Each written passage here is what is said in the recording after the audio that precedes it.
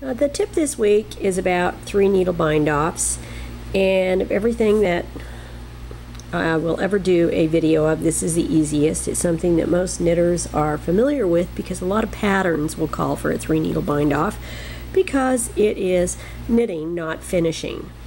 And when you do this in a pattern, it will instruct you to place the stitches for the shoulder or whatever on a holder. And I like these holders because they have points at both ends, but I rarely do this, so it's kind of a moot point. But I think these are clover. I'm not sure. Yeah, clover. And invariably, when I have done this in the past, what I wind up doing is putting the stitch holder on the wrong end, and then I don't have a pointy end when I want to do this. So you have the wrong sides on the outside. Okay, got them right here, and I'm going to take these holders off. And if you don't have holders, you can also just put them on a double pointed needle or whatever, but you do have to have it on some form of a needle. And then you just simply knit 2 stitches together, front and back needle. Okay, then leave a long tail when you do this. Front, whoops, sorry, back, and then you just do your standard bind off.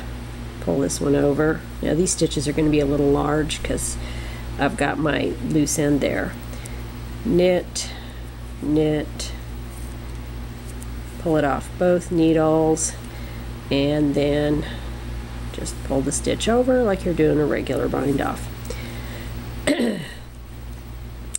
And as I said, this is something that you see in most patterns, generally patterns that say something like requires almost no finishing or little finishing, because this is the favorite technique of those that don't like to finish. Now, in the blog entry, I'll talk about why I'm not particularly fond of 3 needle bind offs except in certain circumstances.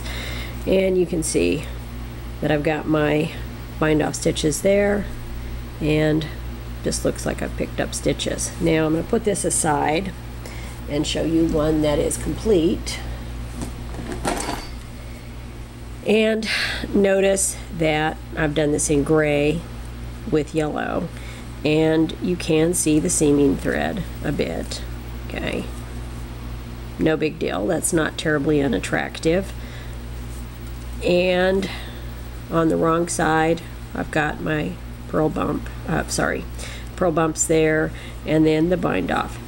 Now, the reason that I am not wild about a 3 needle bind off is, first of all, you have to have the stitches live, and I prefer to, when I block, have everything bound off, because that way the stitches don't get oversized like you'll see in this instance here, and you can block them better. The other thing is that a 3 needle bind off is very stretchy. It's as stretchy as a bind off edge. And in some projects this isn't a great deal. Imagine that this is a shoulder for an Aran knit sweater that is a drop shoulder, and the weight of those sleeves is going to pull and lengthen that seam. If you are working a pattern where you need to have some stability at the shoulders, seaming it is a much better way to go.